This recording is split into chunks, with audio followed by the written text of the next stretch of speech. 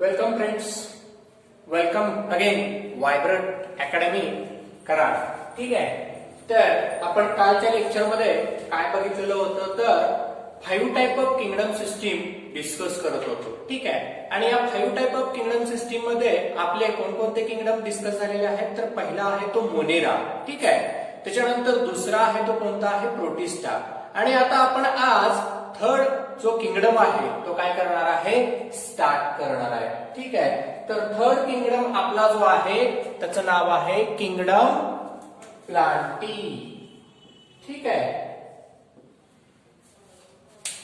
तुम्हाला सर्वांना माहित आहे आपल्या अवतीभोवती आपल्याला जे प्लांट्स बघायला मिळतात वेगवेगळ्या प्रकारचे, लोअर असतील हायर असतील, या सगळ्या प्लांटचं जे क्लासिफिकेशन आहे ते या किंगडम प्लांटी मध्ये केलं जातं. ठीक आहे. मग आता वन बाय वन आपण किंगडम प्लांटीचे काय करणार आहे जनरल कॅरेक्टर डिस्कस करणार आहे. Okay.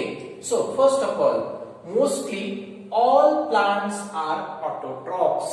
Okay, mostly all plants but not total plants. ठीक है. Mostly most of plants are autotrophs, that is dominated. These all plants are the dominated and it is simply called as the producer. ते जे plant आहेत आपण त्याला काय म्हणतो producer म्हणतो. With the help of photosynthesis they can synthesize own food material. आणि मग आपण त्यांना प्रोड्युसर म्हणतो. आणि या प्रोड्युसर पासून काय होत असतं तर वेगवेगळे जे ऑर्गॅनिझम्स आहेत ते त्या प्रोड्युसर वरती काय असतात डिपेंड असतात. म्हणून त्यांना डॉमिनेटेड असणारं स्ट्रक्चर किंवा डॉमिनेटेड ऑर्गॅनिझम असं म्हटलं जातं. ठीक आहे. पण जसं की आता मी तुम्हाला म्हटलं की सगळेच प्लांट काय ऑटोट्रॉप्स नसतात. काही प्लांट आहेत ते कशा आहेत हेटरोट्रॉपिक नेचरचे सुद्धा आहेत. हेटरोट्रॉपिक याचा अर्थ दुसऱ्यावरती डिपेंड असणार आहे. मग त्याच्यामध्ये नेक्स्ट येतो तो कोणता आहे इन्सेक्टिओरस. ठीक आहे.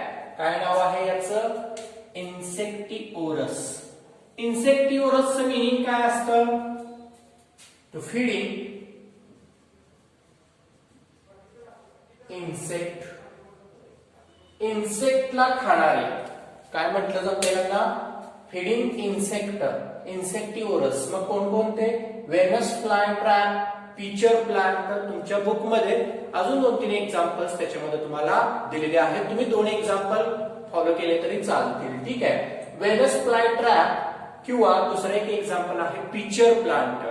हे प्लांट जे असतात ह्या प्लांटची जी पानं असतात किंवा फुलं असतात खास करून हे ओपन असतात आणि त्याच्यामध्ये लिक्विड केमिकल प्रेझेंट असतं. ठीक आहे. आणि एक फ्रॅग्रन्स असतो.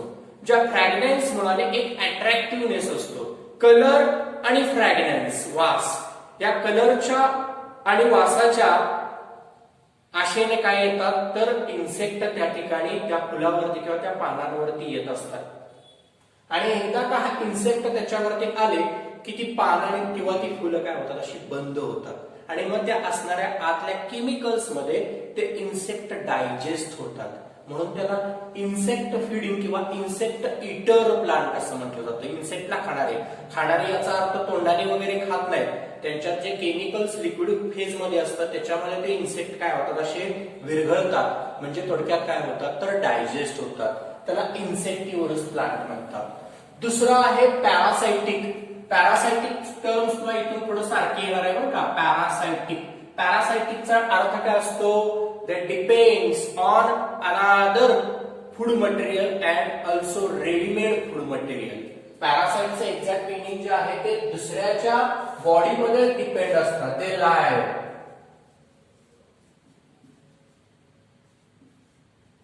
on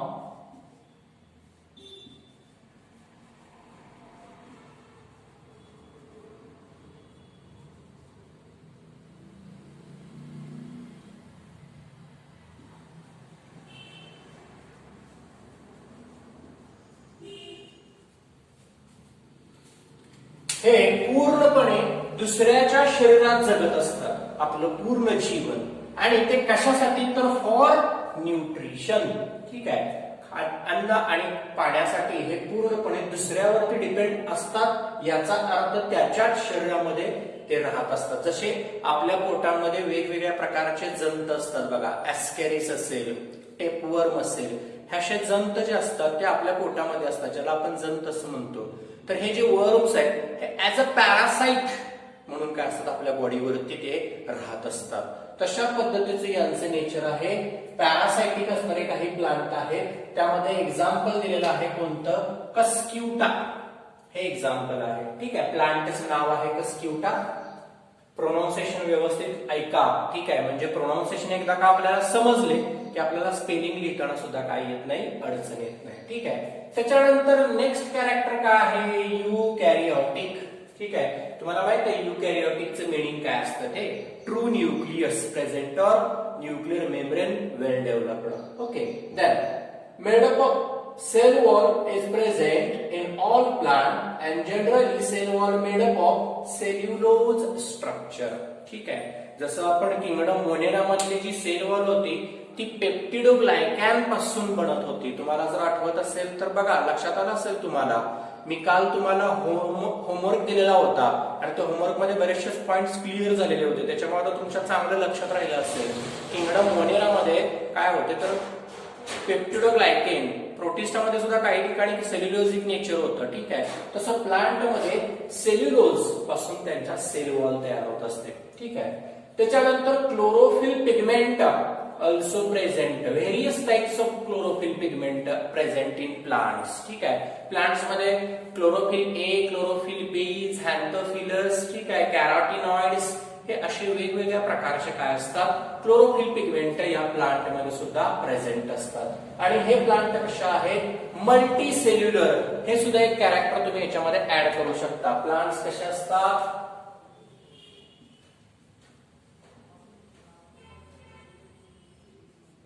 प्लांट मल्टी सेल्युलर्स आहेत. ठीक आहे, त्याच्यानंतर नेक्स्ट काय तर two alteration present in plant. This is the most peculiar character present in plant. Plant मध्ये एक वेगळं कॅरेक्टर आहे हे, की ज्यांच्या लाईफ मध्ये काय होत असतं, अल्टरेशन होत असतं. ते लाईफ म्हणजे त्यांची लाईफ सायकल जी आहे ती 2 फेज मध्ये चालत असते. ठीक आहे, त्याला म्हटलं जातं टू अल्टरेशन. ठीक आहे, त्याच्यानंतर किंगडम प्लांटीमध्ये 2 सब किंगडम, एसके याचा अर्थ सब किंगडम. ठीक आहे, शॉर्ट मध्ये लिहिलेलं आहे मी. सब किंगडम पडतात ते कोणते कोणते, पहिला आहे फॅनरोगॅमी किंवा त्याला फॅनरोगॅम्स असं म्हटलं जातं, आणि क्रिप्टोगॅमी किंवा त्याला क्रिप्टोगॅम्स असं म्हटलं जातं. असे किंगडम प्लांटीचे काय केले जातात, 2 सब किंगडम केले जातात. ठीक आहे, अशा पद्धतीनं किंगडम प्लांटीचे जनरल कॅरेक्टर्स इथं आपण डिस्कस केलेले आहेत अगदी शॉर्ट मध्ये. प्लांटचं जे क्लासिफिकेशन आहे ते खूप डिटेल मध्ये आहे. And that detailed classification chart and character we will study in next chapter. ठीक आहे, नेक्स्ट चॅप्टर हा किंगडम प्लांटी नावाचाच आहे. त्याच्यामध्ये टोटल आपल्याला काय करायचं आहे, किंगडम प्लांटीचं क्लासिफिकेशन बघायचं. त्याच्यामुळं या टॉपिक मध्ये जर बघायचं झालं तर किंगडम प्लांटीवरती, या टॉपिक वरती खास करून एक सुद्धा क्वेश्चन जास्त विचारला जात नाही, कारण किंगडम प्लांटी नावाचा चॅप्टरच वेगळा असल्यामुळे किंगडम प्लांटीचा असणारा इन्क्लुडिंग ह्या चॅप्टर मध्ये असणारा हा पॉइंट जास्त करून काय केला जात नाही, विचारला जात नाही. पण आपण जनरल फक्त त्याचे कॅरेक्टरिस्टिक्स बघितलेले आहेत. हेच परत रिपीट आपल्याला पुढच्या चॅप्टर मध्ये बघायचे. ठीक आहे, त्याच्यानंतर नेक्स्ट किंगडम, किंगडम फंजाय. ठीक आहे, आपण कवक वर्गीय ऑर्गॅनिझम किंवा सजीव म्हणतो त्यांना. ठीक आहे, मग यांचेही कॅरेक्टर कशा पद्धतीचे आहेत तर हे सुद्धा युकॅरियोटिक आहे. कालच मी तुम्हाला सांगितलं होतं की प्रोटिस्टा जे आहेत ना, तिथून सगळे येणारे पुढचे जे किंगडम आहेत काय असतील ते कशा असतात, युकॅरियोटिक असतात आणि मल्टीसेल्युलर सुद्धा असतात. पण किंगडम फंजाय प्लांटी मल्टीसेल्युलर आहेत, पण किंगडम फंजाय मध्ये कशा आहेत, काही कॅरेक्टर म्हणजे काही ऑर्गॅनिझम जे आहेत ते युनिसेल्युलर सुद्धा आहेत. बघायचे आपल्याला, बघूयात 1 बाय 1, कारण किंगडम फंजायचे जनरल कॅरेक्टरिस्टिक्स खूप आहेत. ठीक आहे, बघा 1 bye 1. युकॅरियोटिक also extracellular digestion. What is mean by extracellular digestion? बघा, extracellular digestion काय आहे ते सगळ्यात इथं महत्वाचं आहे.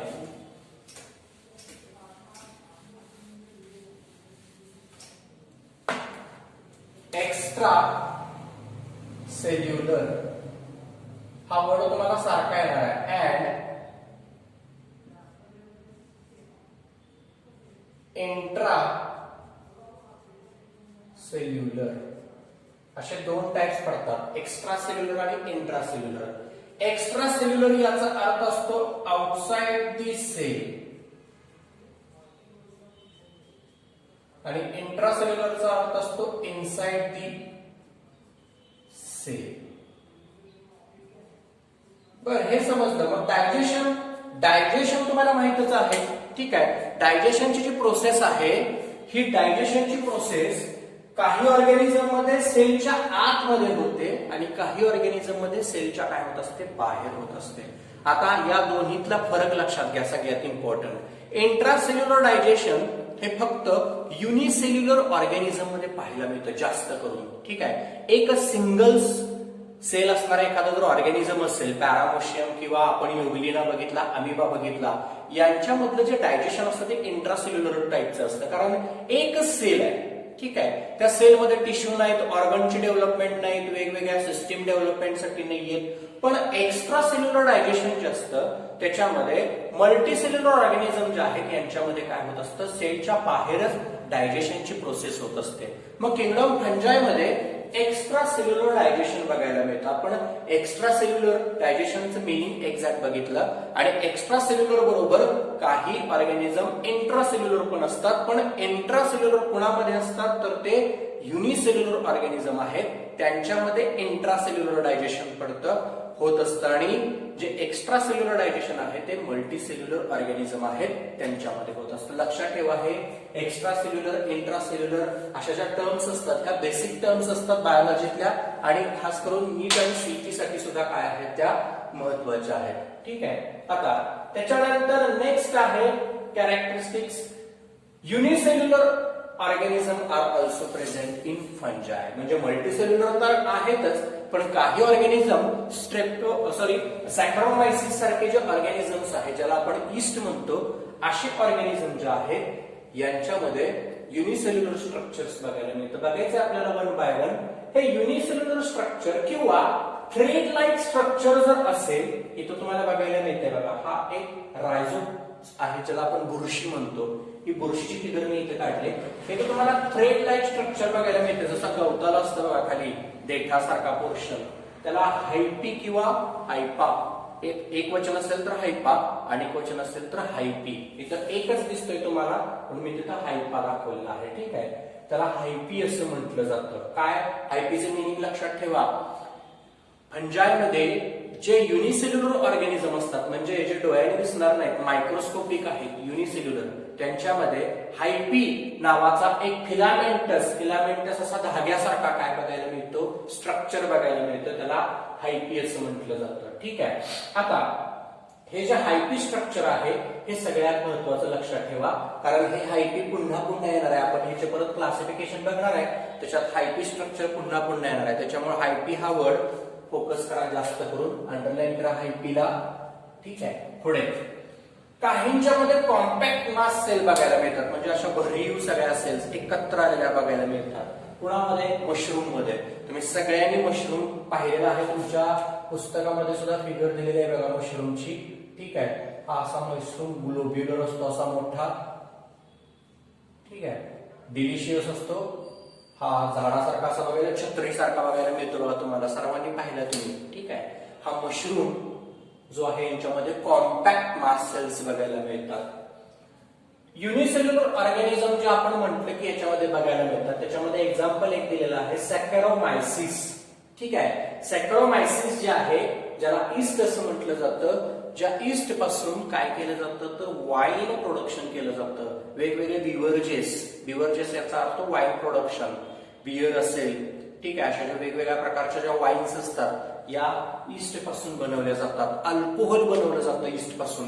आता अल्कोहोलचा काय रोल आहे हे आता तुमच्या चांगलं लक्षात आलं असेल. या लॉकडाऊन मध्ये, या 5-6 महिन्यामध्ये जे तुम्ही सॅनिटायझर्स युज करताय, लिक्विड फेज मधलं एकदम पातळ, त्याच्यामध्ये 70-60% काय असतं, अल्कोहोलच असतं, जे ऍज अ सॅनिटायझर्स म्हणून त्याचा काय केला जातो, यूज केला जातो, ठीक आहे. आणि अल्कोहोलचे इतर सुद्धा वेगवेगळे युजेस आहेत, पण आता रिसेंटली अल्कोहोलचा यूज या सॅनिटायझर प्रोडक्शन मध्ये सगळ्यात जास्त केला जातोय, पण याच्या व्यतिरिक्त अल्कोहोलचा यूज वेगवेगळ्या केमिकल इंडस्ट्रीमध्ये केला जातो, वेगवेगळ्या कॉस्मेटिक इंडस्ट्रीज मध्ये केला जातो, ठीक आहे. आणि आपल्या लॅबोरेटरीमध्ये सुद्धा ज्याला स्पिरिटचा दिवस म्हटलं जातं, स्पिरिटचा यूज केला जातो.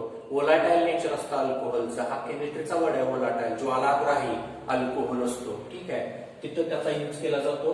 त्याच्यानंतर फिलामेंटस बॉडी, जे मगाशी मी तुम्हाला हायपी जे म्हटलं, हा जो हायपा दिसतोय, या फिलामेंटस जी बॉडी आहे ही कशापासून बनते? मायसिलियम पासून तयार होत असते, ठीक आहे. Mycelium called hyphae with septa. आता इथं सेप्टा काय पोर्शन आहे? या हायपीच्या इथं काय होत असतात? असे ब्रांचेस तयार होत असतात, त्याला सेप्टा असं म्हटलं जातं.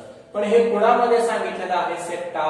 तर हे सेप्टा जे स्ट्रक्चर आहे, हे सेप्टा स्ट्रक्चर या युनिसेल्युलर मध्ये बघायला मिळेल, ठीक आहे. आणि that unicellular organism having protoplast. What is proto? One by one सगळ्यांची मिनिंग बघतोय आपण बरं का. प्रोटोचा अर्थ असतो प्रिमेटिव्ह, पहिला लिव्हिंग फॉर्म, अगदी सुरुवातीला. म्हणजे फंजाई लाईक आपण जे प्रोटिस्टामध्ये म्हटलं अशाचे एकदम सुरुवातीचे हे प्रोटोप्लास्ट युनिसेल्युलर ऑर्गॅनिझम अगदी सुरुवातीपासून आहेत. First form of living organism, म्हणजे जेव्हा सजीवांची निर्मिती झाली त्यातला पहिले फॉर्म मध्ये असणारे हे युनिसेल्युलर ऑर्गॅनिझम आहेत, ठीक आहे. त्यामध्ये एक्झाम्पल आपण ईस्ट दिलेलं आहे फंजाई मधले, ठीक आहे. Protoplast with many nuclei. त्यांच्या ज्या प्रोटोप्लास्ट लिव्हिंग फॉर्म्स मध्ये न्यूक्लियाचा जो नंबर आहे तो कसा आहे? एक पेक्षा जास्त आहे, ज्याला मल्टी न्यूक्लिएटेड असं म्हटलं जातं. युनि न्यूक्लिएटेड आणि मल्टी न्यूक्लिएटेड. मल्टी याचा अर्थ भरपूर, खूप, एकाच असणाऱ्या प्रोटोप्लास्ट मध्ये. अशांची सेल वॉल जी असते ती कशापासून बनते? एकतर फंजाईमध्ये कायटिन पासून. कायटिन हे प्रोटीनियस नेचर आहे, जसं आपण प्लांट मध्ये इथं बघितलं होतं, मी आता पुसलेलं आहे, रफ केलेलं आहे, तुम्ही लिहून घेतलं असेल. प्लांट मध्ये सेल्युलोज पासून काय होत असतं? तर तयार होत असतो काय? तर सेल वॉल. इथं सेल वॉल कायटिन आहे, पॉलिसॅकराइड आहे, सेल्युलोज आहे, म्हणजे वेगवेगळे टाइप्स आहेत सेल वॉल तयार होण्यासाठी जे पार्ट्स लागतात. त्याच्यामध्ये कायटिन पासून काही ऑर्गॅनिझमचं सेल वॉल तयार होते, काहींची पॉलिसॅकराइड पासून तयार होते आणि काहींची सेल्युलोज पासून तयार होते. Next, heterotrophic nature. You know that the heterotrophic nature depends on another organism. ठीक आहे, that is heterotrophs. Some are parasitic. आत्ताच मी पॅरासाइटिकचं डिस्कशन केलेलं होतं. प्लांट मध्ये सुद्धा काही ऑर्गॅनिझम आहेत ऍज अ पॅरासाइट, तसे फंजाई मध्ये सुद्धा काही आहेत ऍज अ पॅरासाइट्स म्हणून, ठीक आहे. त्याच्यानंतर रिप्रोडक्शन. पहिला आहे असेक्शुअल रिप्रोडक्शन. असेक्शुअल रिप्रोडक्शन जे आहे हे फ्रॅगमेंटेशन, ठीक आहे. फ्रॅगमेंट पडतात कुठल्याही ऑर्गॅनिझमचे, असे कट होतात आणि त्यांच्यापासून नवीन रिप्रोडक्शन होत असतं. Single parent involve, asexual reproduction. Fission, binary fission असेल, मल्टिपल फिशन असेल, फिशन पासून काय होत असतं? रिप्रोडक्शन होत असतं. बडिंग, ईस्ट मध्ये बडिंग होत असतं खास करून, ठीक आहे. हे तुम्हाला झालेलं आहे, बडिंग ईस्ट मध्ये होत असतं. कुठे झालेलं होतं? 9वीला झालेलं होतं हे क्लासिफिकेशन. हे फंजाईचं सुद्धा क्लासिफिकेशन तुम्हाला 9वी मध्ये झालेलं होतं. प्लांटेचं क्लासिफिकेशन सुद्धा, मोनेराचं क्लासिफिकेशन तुम्हाला 9वीला झालेलं होतं. थोडंसं 9वीचं जर आपल्याला सायन्स जर आठवत असेल तर हे सगळे पॉइंट्स आपण त्या ठिकाणी डिस्कस केलेले होते, काही डिटेल मधले सोडले तर, ठीक आहे. त्याच्यानंतर नेक्स्ट आहे some are symbiotic association. Some organism shows symbiotic. What is mean by symbiotic? अतिशय महत्वाचं, कालच्याही लेक्चरला मी म्हटलं होतं बघा, काही ऑर्गॅनिझम सिम्बायोटिक असोसिएशन दाखवतात. काय असतं सिम्बायोटिक असोसिएशन? अशी ऑर्गॅनिझम की जे एकमेकांना हेल्प करत असतात ऍज अ फॉर न्यूट्रिशन, ठीक आहे. न्यूट्रिशन साठी काय करत असतात? हे ऑर्गॅनिझम एकमेकांना मदत करत असतात आणि एकमेकांच्या सजीवामध्ये ते राहत असतात. बघा आता अल्गी, फंजाय. अल्गी आणि फंजाय लायकेन नावाच्या वनस्पती, ज्याला आपण दगडफूल असं म्हणतो, ठीक आहे. ह्या लायकेनचा वापर आपण, तुम्ही ऐकलं असेल बघा, लायकेनचा वापर लिटमस पेपर कागद तयार करण्यासाठी केला जातो. ऍसिड का बेस हे चेक करण्यासाठी जो लिटमस पेपर आपण युज करतो तो लायकेन नावाच्या वनस्पतीपासून बनतो. पण लायकेन ही ऍक्च्युअल प्लांट नाहीये. ह्या लायकेन मध्ये अल्गी आणि फंजाय मिक्स असतात. म्हणजे अल्गी म्हणजे प्लांटचा पार्ट, ज्याला फायकोबायॉन्ट असं म्हटलं जातं. ह्याचं टोटल डिस्कशन आपल्याला परत नेक्स्ट या चॅप्टर मध्ये बघायचं आहे शेवटी. अल्गी आणि फंजाय, फायकोबायंट आणि मायकोरायझा. आता हे कसं सिम्बायोटिक असोसिएशन करतात, तर फंजाय जे असतात यातले जे मायकोरायझी ज्याला म्हटलं जातं किंवा मायकोरायझा एक वचन, हा मायकोरायझा किंवा फंजाय काय करतो, तर ऍटमॉस्फिअर मधला जो नायट्रोजन आहे तो नायट्रोजन या लायकेनला देत असतो न्यूट्रिशनसाठी. आणि हे अल्गी जे आहे ज्याला फायकोबायंट म्हणतात, हे फोटोसिंथेसिस करत असतात, अन्न तयार करत असतात. म्हणजे अल्गी फंगायवर आणि फंगाय अल्गीवरती एकमेकांच्या वरती डिपेंड असतात. ठीक आहे, ह्याला म्हटलं जातं सिम्बायोटिक असोसिएशन. जिवंत राहण्यासाठी हे केलेलं एक कॉम्प्रोमाइज आहे. ठीक आहे, तुम्हाला माहिती आहे आपण कॉम्प्रोमाइज प्रत्येक गोष्टीमध्ये, तसं अल्गी आणि फंजाय यांनी कॉम्प्रोमाइज करून काय केलेलं आहे, आपलं न्यूट्रिशन चालवतात. त्याला सिम्बायोटिक असोसिएशन म्हणतात, लायकेन. अशा प्रकारचे सिम्बायोटिक असोसिएशन असणारे फंजाय बऱ्याच वेळेला हायर प्लांट मध्ये सुद्धा बघायला मिळतात. ठीक आहे, हायर प्लांट मध्ये सुद्धा हे अशा प्रकारचे बघायला मिळतात फंजाय, जे वेगवेगळ्या प्लांटच्या मुळांच्या गाठीमध्ये राहत असतात. ठीक आहे, किंवा प्लांट मध्येच राहत असतात हे फंजाय.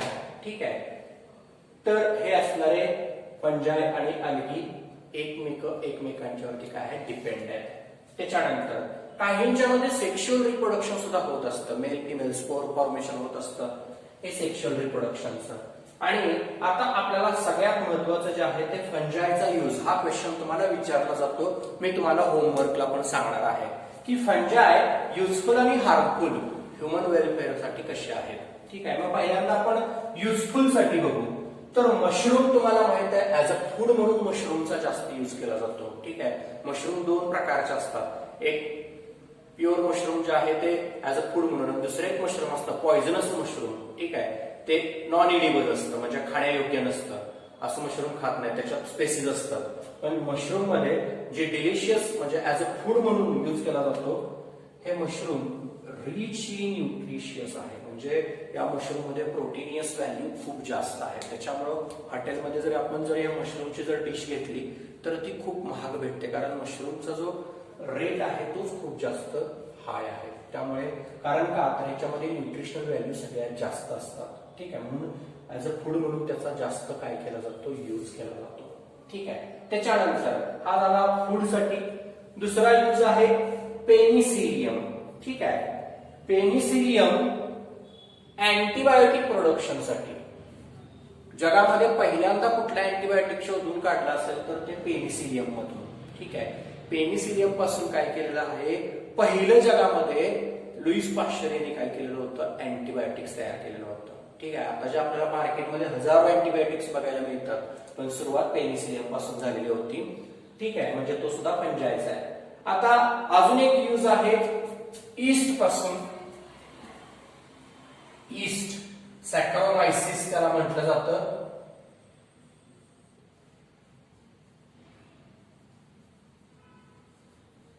सॅकरोमायसिस, ईस्ट यांच्यापासून वाईन प्रोडक्शन,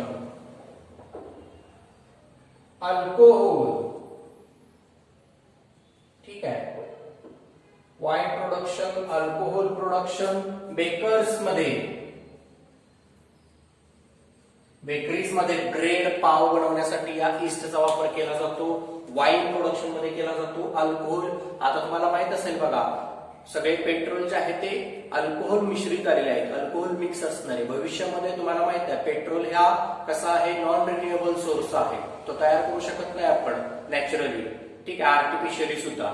त्याच्यामुळे जर पेट्रोल डिझेल जर संपले तर भविष्यामध्ये फ्युएल म्हणून गाडीमध्ये आपल्याला जास्त प्रमाणात काय बघायला मिळणार आहे, अल्कोहोल. अल्कोहोलवरती गाड्या चालतील, पळतील. ठीक आहे, म्हणजे भविष्यामध्ये अल्कोहोलचा यूज अजून जास्त वाढणार आहे. आता तर तुम्हाला माहित आहे अल्कोहोलचा एकच यूज असतो असं काही नाही बरं का, दारू तयार करण्यासाठी.